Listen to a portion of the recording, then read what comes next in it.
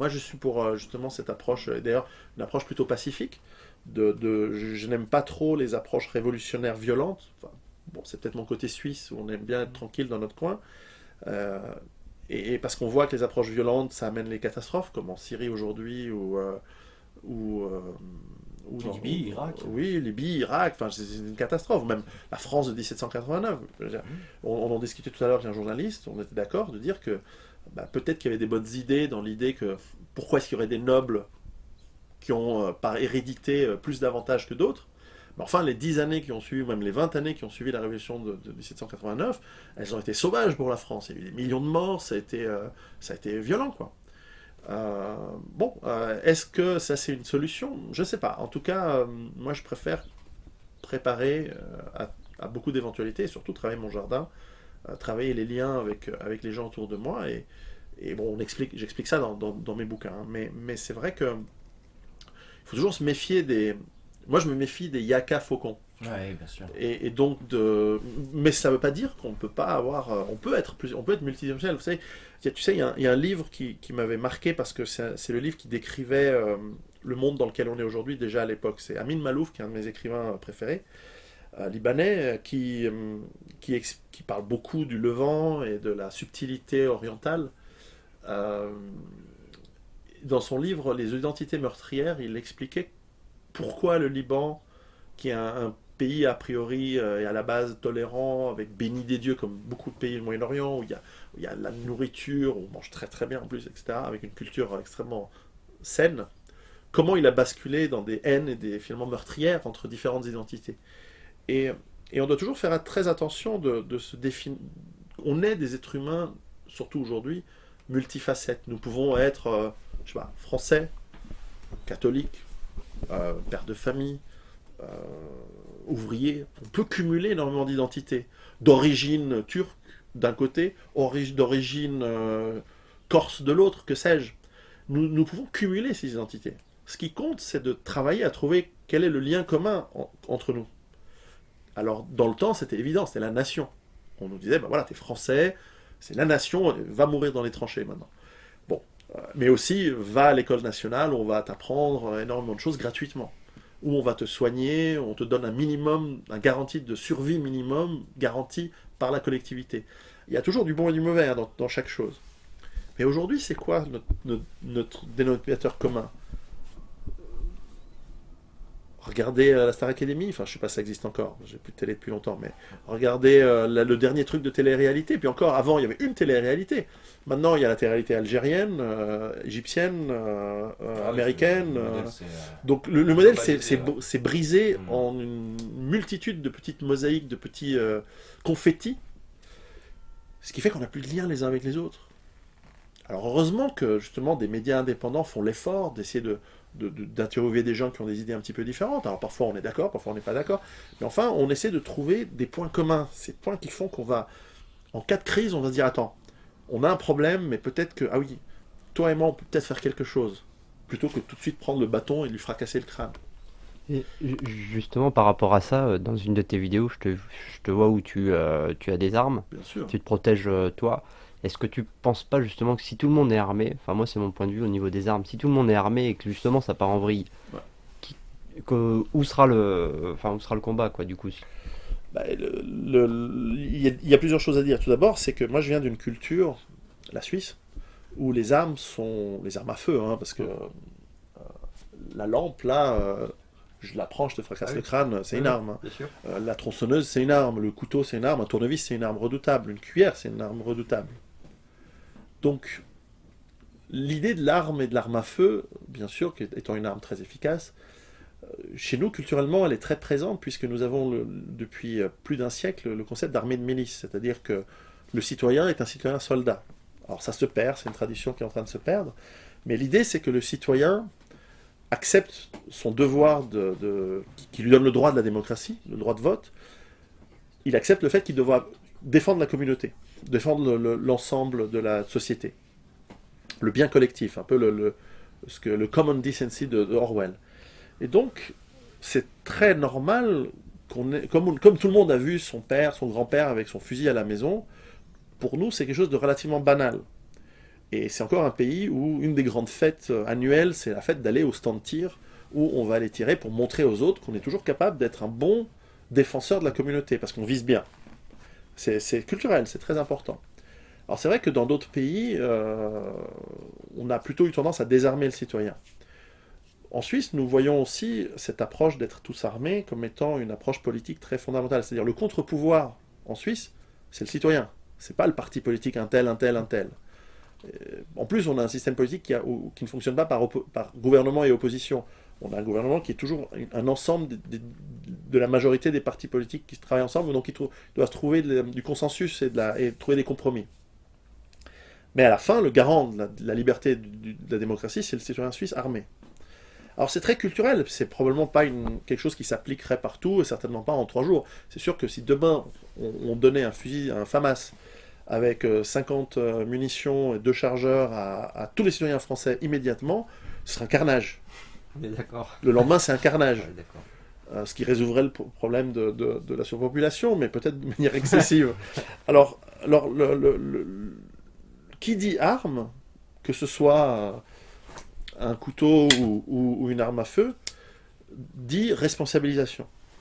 Et donc évidemment, nous avons, puisque nous sommes citoyens soldats en Suisse, où il y a encore une grande partie de la population qui participe à ce processus, forcément on nous apprend à les utiliser, on nous apprend la responsabilité, on nous apprend ce qu'il faut ou ne pas faire surtout avec. Et donc c'est quelque chose de très naturel. Alors ensuite la question, si personne n'avait des armes, ouais, et si on pouvait vivre sans manger, ce serait bien, et si on pouvait respirer par la photosynthèse, et si tout le monde était gentil, ce serait bien aussi. La réalité, c'est que pas tout le monde est gentil, et qu'on a toujours des besoins, et qu'on a toujours... il y a toujours la possibilité d'avoir envie de prendre quelque chose qui n'est pas à nous, et de le prendre de force, et d'utiliser la violence. Notamment par rapport aux femmes, par exemple, parce que j'ai voulu faire ce 3e livre qui parle plutôt des femmes, et de leur illusion d'être aujourd'hui extrêmement libres et dans notre société, alors qu'en réalité, si ça va mal, elles sont souvent les premières victimes. Et évidemment, c'est regrettable. Et dans un monde sans armes, les criminels ont les armes. Et dans un monde sans armes, l'État est armé. Parce que souvent on me dit, oui, mais il y a l'État. Oui, et l'État, c'est lui qui génocide. C'est jamais les individus qui génocident. Je vous fais remarquer que tous les génocides, de Pol Pot à la grande famine chinoise, aux différents génocides qu'il y a eu en Turquie ou en Pologne ou en Russie, etc., c'est pas exactement des individus qui se sont dit, allez, je prends ma fourche, qui est une arme, je prends mon couteau, qui est une arme, ou je prends mon fusil de chasse, qui est une arme, et je vais aller génocider la brebis galeuse du moment, que ce soit l'arménien, le juif, le chinois, le bourgeois, peu importe. Les génocides sont toujours faits lorsqu'il y a un monopole de la force qui est fait par l'État qui tu ne maîtrises plus, parce que justement il a la force. Et donc c'est potentiellement dangereux. Mais je peux comprendre que dans beaucoup d'approches, il y a une méfiance, parce que, par définition, c'est une arme, notamment les armes à feu, ce sont des outils, des objets extrêmement efficaces dans leur fonction. Pour toute personne qui a été à la guerre et qui a vu des blessures par balle a vu que c'est efficace. Maintenant, c'est une approche qui nécessite de la responsabilité. Alors, culturellement, en France, justement, au niveau de la pédagogie, etc., on est bon sur quasiment aucun domaine.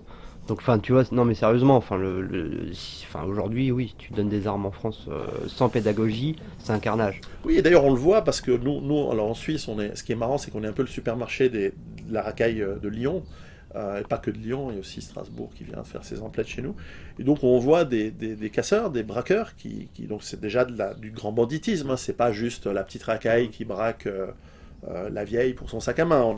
C'est déjà des raids organisés sur des petits commerces. Alors d'abord c'était la frontière, ensuite ça commence à aller un peu plus loin. Et on voit qu'au début ils venaient avec un couteau.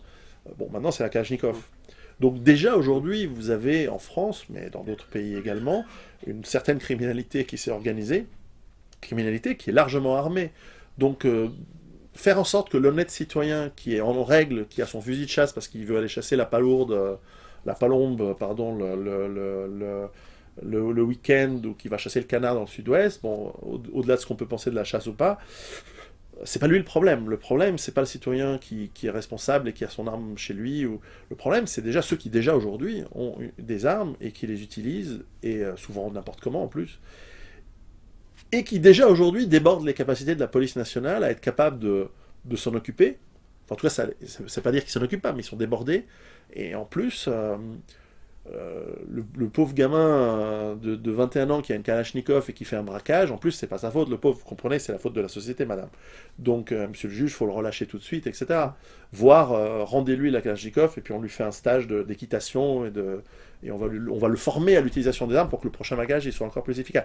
On est arrivé, c'est pas que chez vous, hein. Chez nous c'est pareil, chez nous on laisse sortir les meurtriers, on leur donne des cours et on les met en situation où ils vont pouvoir récidiver. Donc on est de toute façon dans un monde qui déconne à tel point au niveau de l'État que moi personnellement j'ai pas de confiance du tout dans l'État.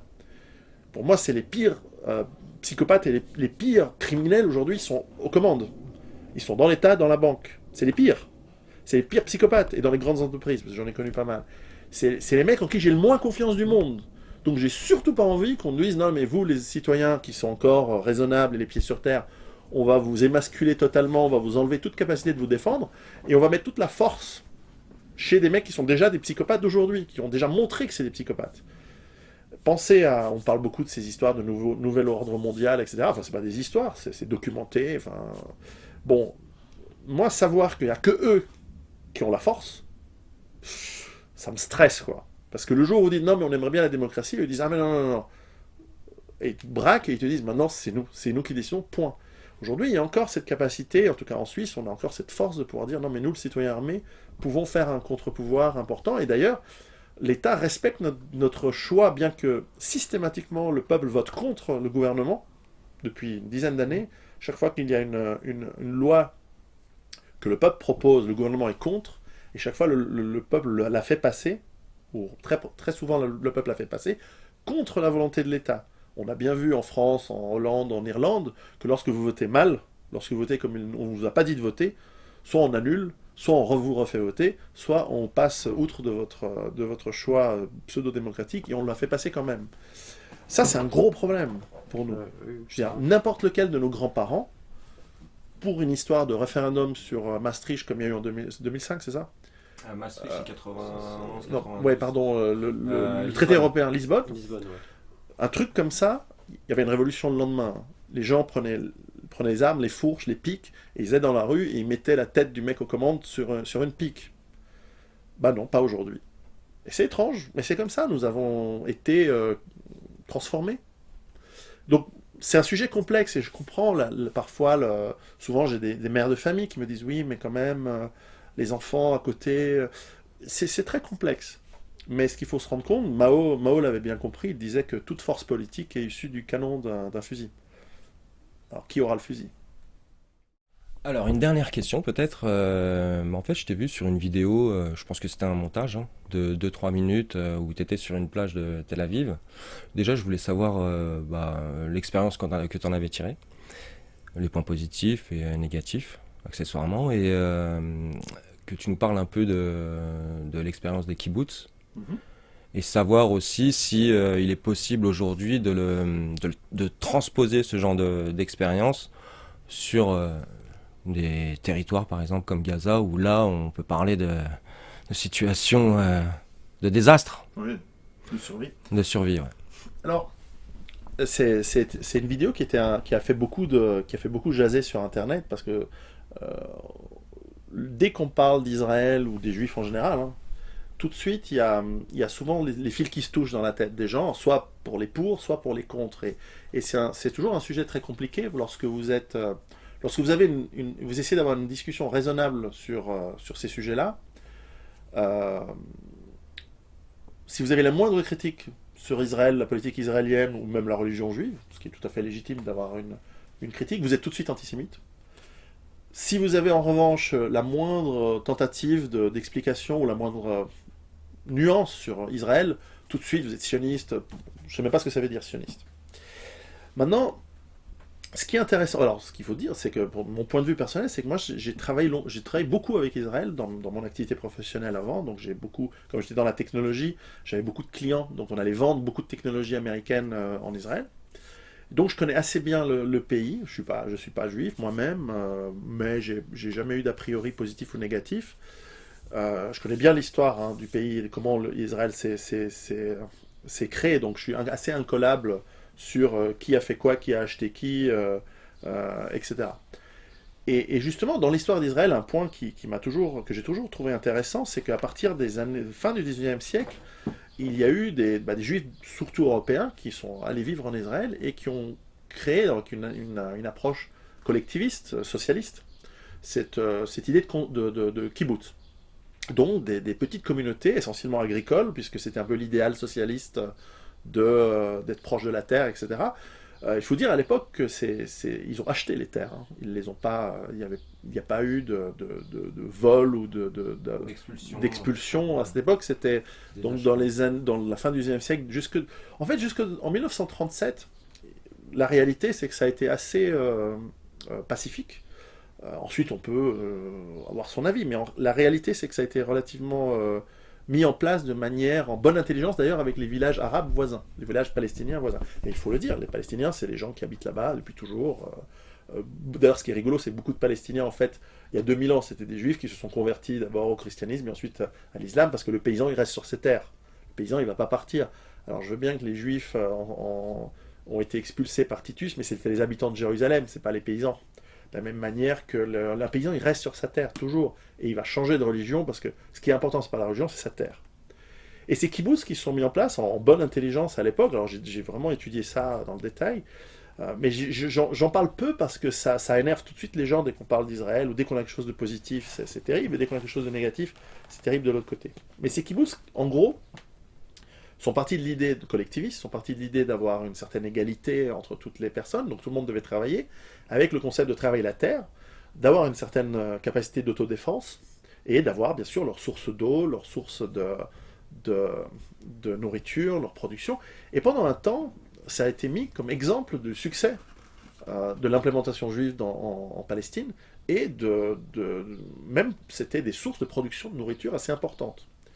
Et malheureusement, lorsqu'il y a eu en fait, la guerre de 1948, elle a vraiment commencé en 1937. Il y a eu des gros troubles en 1937, puis il y a eu la guerre de 1948.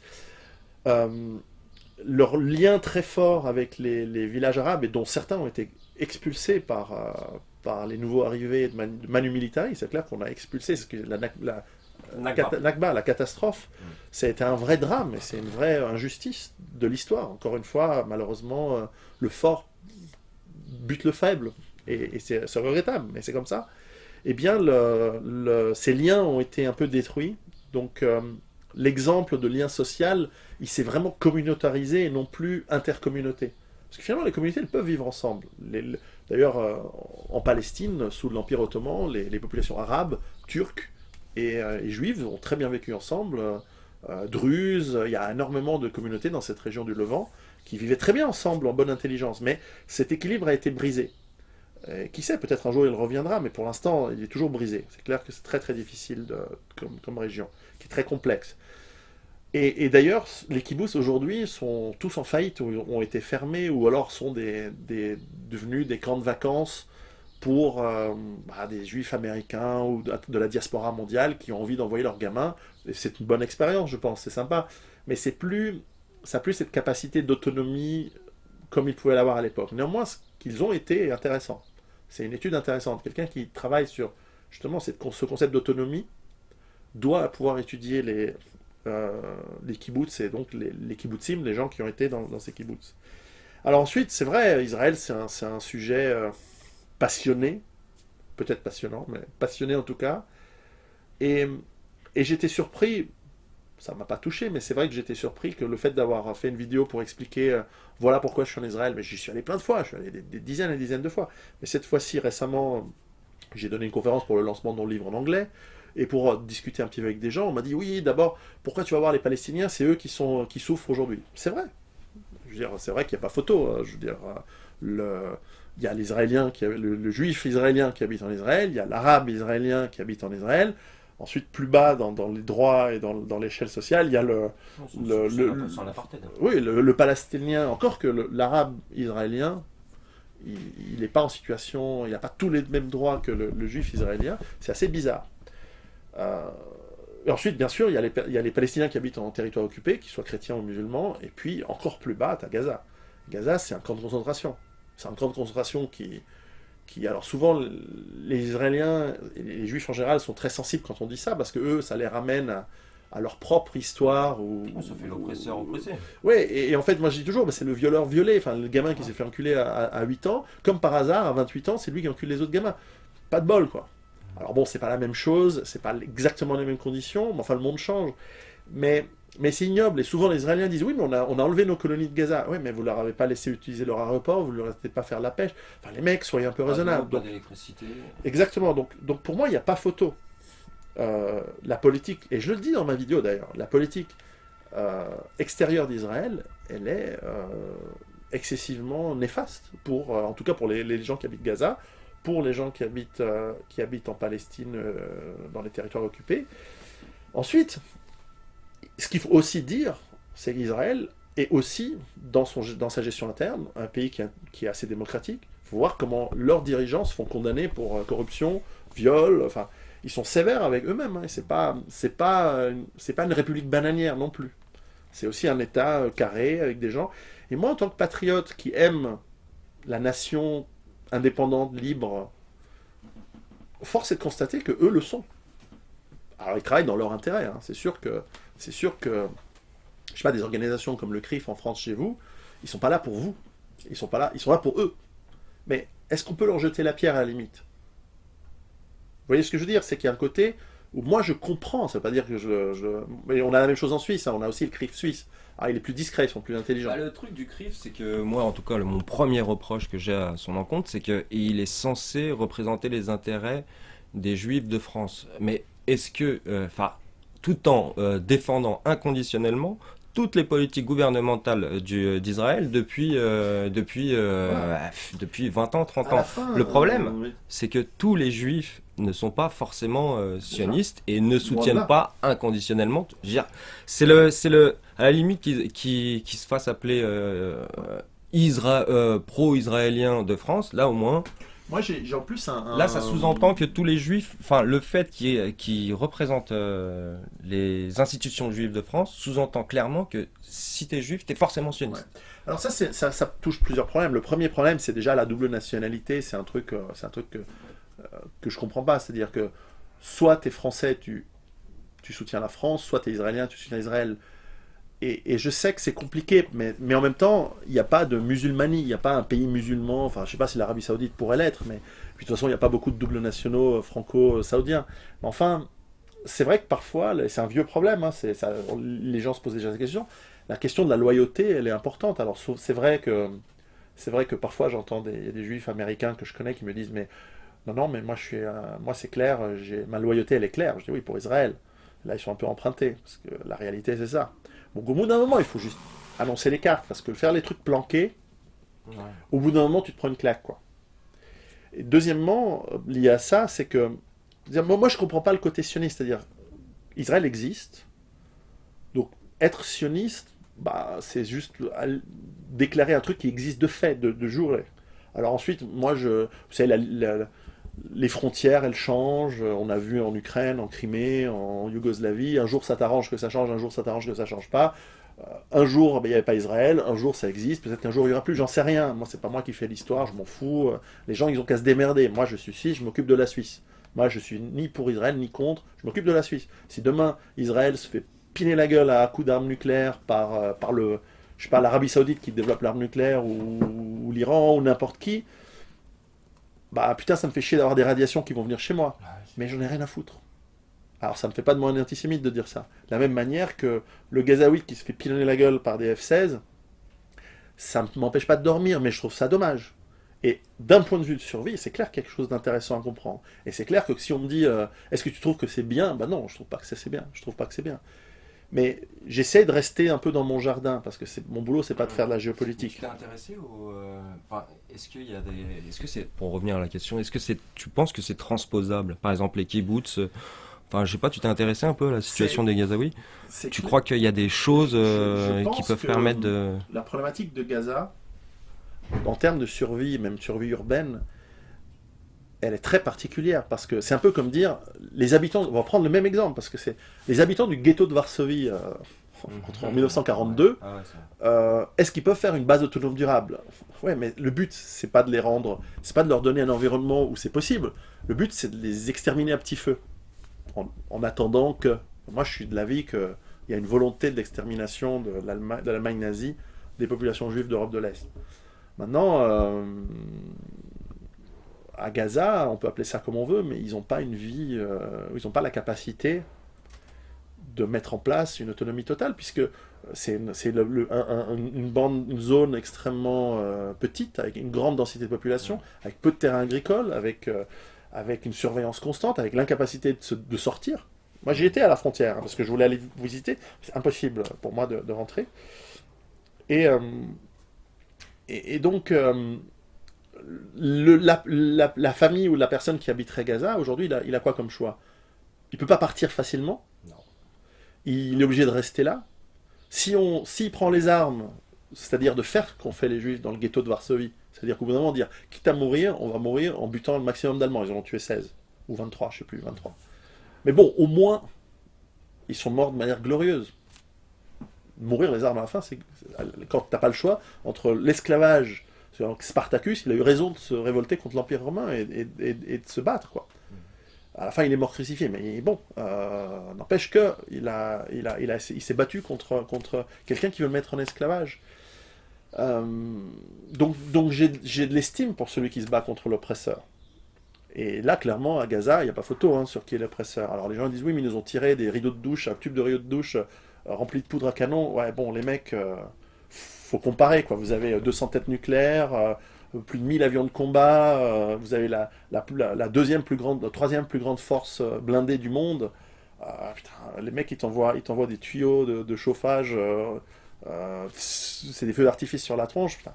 Les mecs, faut rester raisonnable. J'ai ces discussions avec des amis en Israël, et la plupart me disent, oui, c'est vrai, je sais pas ce qu'on fout là-bas, je sais pas ce qu'on fait. Et pareil dans les territoires palestiniens, quand ils voient les bulldozers qui démontent à moitié un champ, où tout d'un coup il y a la ferme palestinienne et les oliviers, les mecs qui passent ensemble, ils mettent un mur, puis en disant, ah, selon la loi israélienne, si ça fait 3 ans que t'as pas utilisé, ou 5 ans, je sais plus, si t'as pas utilisé ton terrain, mais tu peux plus y accéder, donc on peut le récupérer parce que vous l'avez laissé en friche, vous êtes des feignasses d'arabes, bah ouais, mais le mec il peut plus. Donc ça, il y a un côté ignoble, bien sûr. Et si j'étais israélien et j'habitais en Israël, bah clairement, ma tendance politique serait de lutter contre ça, bien sûr. Et je peux comprendre que c'est un problème que les gens impliqués dans la politique internationale en parlent. Moi, j'ai un peu perdu espoir de toute façon travailler quand je vois où on en est dans la destruction du monde, particulièrement du Moyen-Orient, qui a cette malchance d'avoir beaucoup de pétrole. Ensuite, on m'a posé la question en disant, mais est-ce qu'il ne faudrait pas boycotter Israël? Faites ce que vous voulez en tant qu'individu. Moi, je pense que le boycott, c'est une arme.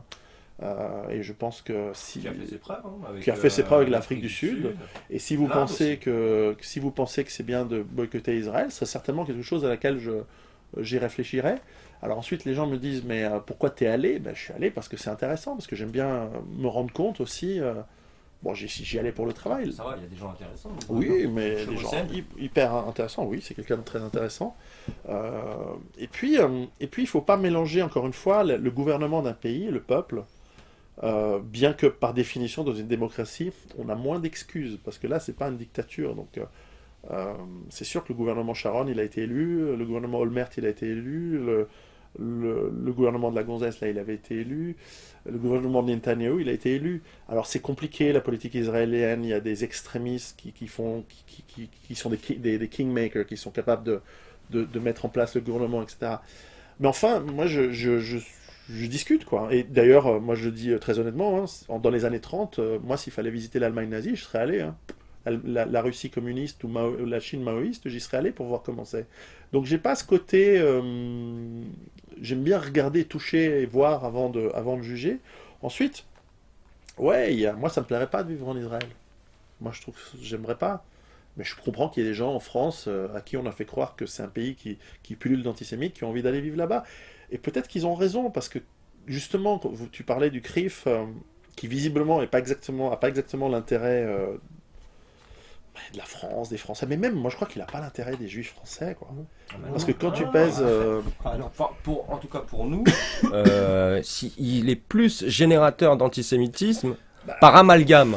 Bah oui, c'est un peu ça, et c'est terrible, parce que moi j'ai beaucoup d'amis juifs, des clients même, et des amis juifs par ailleurs, avec qui on discute de ça, et tout de suite, on sent que c'est un sujet où, très rapidement, par solidarité parfois primaire, et parfois peu réfléchie, ils se mettent avec des gens qui sont des vrais égoïstes, et qui n'ont pas du tout à cœur la communauté juive, du tout. Communauté juive qui, dans son ensemble, comme toutes les communautés, comme tous les gens du monde, ils ont plutôt envie à vivre en paix, qu'on les laisse faire leur business, etc. Et c'est vrai que cette tendance de travailler en lobby, de travailler en groupe, etc., et dans l'ensemble, c'est une culture qui est plutôt élitiste, donc il y a plutôt tendance à fournir des gens assez intelligents et qui donc réussissent bien, parce qu'il y a cette solidarité. Je veux dire, quelqu'un qui réussit bien, c'est tout à fait respectable, mais à partir du moment où il commence à prendre comme second et qu'il fait monter avec lui des gens qui sont moins compétents que d'autres, mais qu'il les fait venir parce que c'est ses copains co-religionnaires, co-communautaires dans un sens, au bout d'un moment, tu finis avec les médias. Alors les gens disent, vous savez, des trucs des années 30, quand on lit les livres antisémites des années 30, on disait, oui, mais tous les médias c'est juif, Hollywood c'est juif, la politique c'est juif et tout et tout. Bon, après tu regardes, la France c'est particulier, hein. Je sais pas ce que vous avez foutu dans votre pays, mais en Suisse c'est pas comme ça, en Italie c'est pas comme ça, en Allemagne c'est pas comme ça, en Angleterre c'est pas comme ça. En France, tu vois les journalistes, tu vois les animateurs télé, tu vois les acteurs, tu vois les réalisateurs de cinéma, tu vois les machins. Au bout d'un moment, tu dis, putain, c'est une caricature des années 30. Alors en soi, c'est pas grave, mais à partir du moment où ils sont incompétents, le journaliste est mauvais, l'animateur télé il est naze, le réalisateur de film il sait pas faire son boulot, le politicien il est... Genre le mec qui dit, oui, moi tous les matins je me réveille en pensant ce qui est bon pour Israël. Putain, t'es français, t'es un politicien élu français, tu dis un truc comme ça, mais va te pendre demain matin tout de suite. Ex-candidat à la présidence de la Ah oui, République. c'est lui là, celui avec qui je ferais bien des partouzes si j'avais rien d'autre à foutre. Avec Dédé la Saumur là. Non mais les mecs, putain vous êtes... Quand t'es 0,5% de la population et que t'as une histoire de fracassage de gueule pendant 2000 ans, putain tu fais super gaffe. Et moi je leur dis à mes copains, mais je dis mais putain mais ce mec, je sais pas, tel philosophe, tel politicien, mais putain la LDJ, au lieu de fracasser la tronche, enfin de foutre à un tel parce qu'il a critiqué Israël, mais putain, tu vas fracasser la tronche aux mecs de ta communauté qui sont super cons et qui vous font du mal. Mais moi, j'aimerais bien les rencontrer, les LDJ, pour leur expliquer ça, mais des fois, je comprends pas. Si il dit oui, on doit défendre les gens qui attaquent Israël. Bon. Le mec qui fait le plus de mal à la communauté juive et à Israël, c'est tel philosophe, c'est tel mec qui va faire des guerres, qui va tuer des milliers de gens, enfin, qui crée les situations pour qu'on tue des milliers de gens, et qui ensuite qui dit c'est bon pour Israël. Allô la Terre, quoi. Du philosophe milliardaire. Ah, c'est toujours le même, quoi. Et là où il va, la démocratie trépasse, quoi. Et non, ce qui est grave, c'est un humoriste comme Dieudonné. Ce qui est grave, c'est le mec qui montre le problème, c'est lui l'antisémite. Le problème, c'est que à la fin, il y a énormément de gens qui sont pas très fut-fut, comme dans tous les pays. Il y a aussi une déséducation, et donc il y a énormément partie de la population, en l'occurrence en France, comme ailleurs, qui n'a plus le niveau intellectuel, linguistique, pour exprimer des concepts avec subtilité, et qui donc devient violent. Alors ensuite, certains disent, finalement, créer cet antisémitisme, ça facilite, ça donne envie à plein de gens de faire l'ALIA, et c'est ça l'objectif de certaines personnes. Bon, moi je suis pas hyper complotiste comme de nature, mais en tout cas dans les faits, il y a de ça. Donc moi je dis toujours à mes amis juifs, c'est vous avant toute chose qui devez dénoncer les dysfonctionnements communautaires qui existent chez vous. Ensuite, que vous ayez des communautés, que vous ayez un lobby, moi ça me dérange pas en soi, c'est-à-dire que ma sensibilité, pareil, personnelle, c'est que des gens qui ont envie d'atteindre un objectif peuvent se mettre ensemble. Mais faites très attention à ce que cet objectif ne soit pas contre-productif, parce que quand tu représentes, je sais pas, 40% de la population et que tu veux atteindre quelque chose et que tu te viandes et que tu as 50% de la population qui ne t'aime pas, c'est une chose. Parce que t'es fort, t'as 40%. Mais quand t'es 0,5%, putain, tu vas te faire laminer la gueule. Et je sais pas si ce sera à coup de gaz de combat, mais même à coup de pioche, à coup de manche de pioche, ça fait mal. Donc les mecs, soyez super attentifs, parce que moi je suis un mec super pacifiste en fait, donc je n'ai pas envie de voir ça. J'ai pas envie que l'effondrement inclue des nettoyages ethniques. J'ai pas envie que ça finisse en génocide ou en Rwanda 2, quoi. J'ai pas envie que ça devienne... Et j'en parle légèrement dans mes livres. Dans Rue Barbare, j'ai un chapitre où on voit des juifs qui s'organisent dans le centre-ville de Paris parce que c'est le chaos, etc. Parce que la réalité, c'est que voilà, c'est une communauté qui a une historique d'être pris pour cible, pour plein de raisons, dans lesquelles j'ai pas envie d'aller parce que c'est un travail d'histoire, il faudrait 3 heures. C'est une communauté qui est visible par des signes religieux, je veux dire, le truc sur la porte, bref, La mezouza sur la La porte, mezouza. la calotte sur la tête, etc. Donc au bout d'un moment, il faut faire super gaffe. Alors, on a beau être... C'est comme l'exemple, le type il dit, je traverse la route, je m'en fous s'il y a des bagnoles. Ils doivent s'arrêter parce que je traverse la route.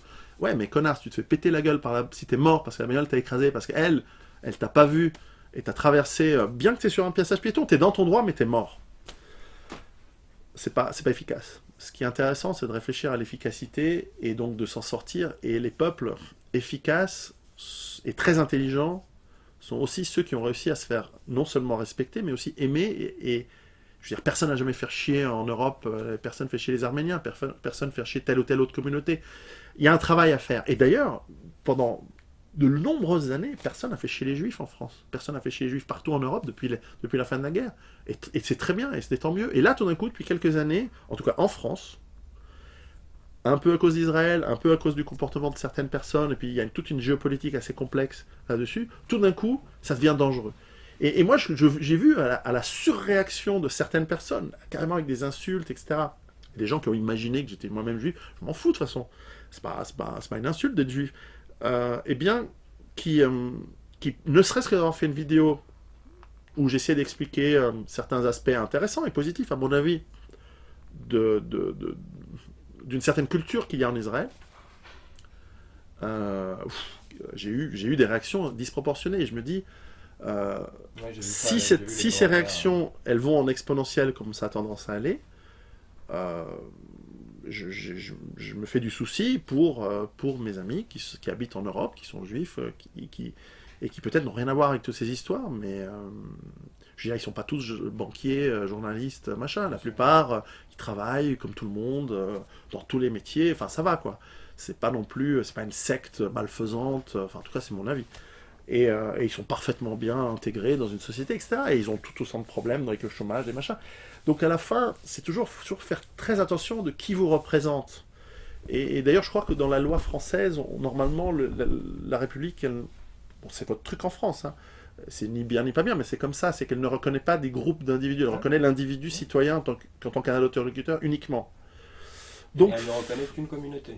normalement. Normalement. Et ça, le communautarisme, c'est pas le cas dans le monde anglo-saxon, où le communautarisme est quelque chose d'acquis et culturellement accepté, puis ils s'en cachent pas, il y a des lobbies Oh, de bien toutes sûr. les possibles tendances possibles et imaginables aux États-Unis qui sont reconnues comme telles par le gouvernement. C'est-à-dire l'IPAC pour le grand lobby israélien, mais il y en a plein d'autres. Il y a des lobbies je veux dire, vous pouvez pas faire un gag aux États-Unis, je sais pas, vous faites un gag sur les Albanais, il y a le lobby albanais qui va vous dire ah non, c'est pas bien. Bon, l'avantage des États-Unis, c'est que vous avez le droit de dire ce que vous voulez, même les plus grandes conneries, alors qu'en France, il y a quand même des trucs qu'on peut pas dire, ce qui est quand même étrange. Mais voilà, ces lobbies en France posent un problème, et je comprends que ça pose un problème pour vous, et je comprends que ça fait jaser. Et la seule question qu'on doit qu'on doit se poser, que vous soyez, en tout cas que vous soyez citoyen français, c'est qu'est-ce qui est productif, qu'est-ce qui vous amène à être plus résilient en cas de problème, ou qu'est-ce qui vous amène à plus de tension et plus de merde en cas de problème. Et là, comme c'est parti, c'est vitesse grand V pour plus de tension, plus de merde, plus de guerre civile. Et celui qui croit, parce qu'il pense être plus malin que les autres, qu'en cas de gros problème, il va pouvoir se filer et se cacher dans une cave, et faites vachement gaffe, quoi. Qui que vous soyez, quelle que soit votre communauté, quelle que soit votre religion, parce que ça peut partir dans tous les sens. Et le monde aujourd'hui, il est beaucoup plus complexe, il est beaucoup plus fragile qu'il n'était en 1940 ou 1944. Parce que Paris, c'est beaucoup plus grand qu'à l'époque. Les villes sont beaucoup plus grandes, et on est beaucoup plus dépendants, et on est aussi moins carré et moins couillu qu'à l'époque. Donc on est moins résistant que cette époque-là. Donc faisons très très attention, et voilà, je suis sûr que dans ce que j'ai dit, je vais avoir plein de mecs qui vont m'engueuler en étant pro, anti, machin. Mais la réalité, c'est qu'on doit vraiment réfléchir très attentivement à ce qu'on fait ces jours-ci, et d'aller vers la réconciliation et la paix tant qu'on peut. Parce que le jour où ça part en guerre civile, c'est trop tard. Donc il faut le faire avant. Avec une petite note d'espoir. Bah, bien sûr. Pierrot, merci. Merci beaucoup. Merci. Et à très bientôt sur la libre antenne. Alors, J'espère. normalement, c'est la rentrée. En tout cas, quand tu seras dispo, on est prêt à t'accueillir.